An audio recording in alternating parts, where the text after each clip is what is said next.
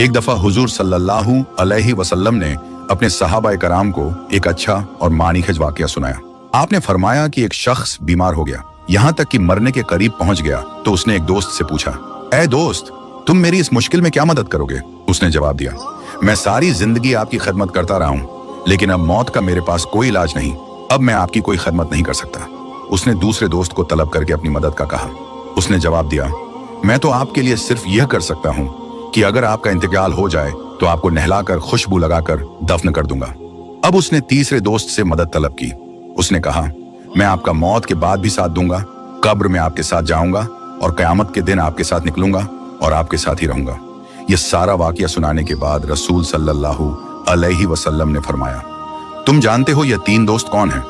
पहले का नाम माल है, दूसरे का नाम अयाल यानी रिश्तेदार, और तीसरे का नाम अमाल है जो हमेशा इंसान के साथ रहेंगे।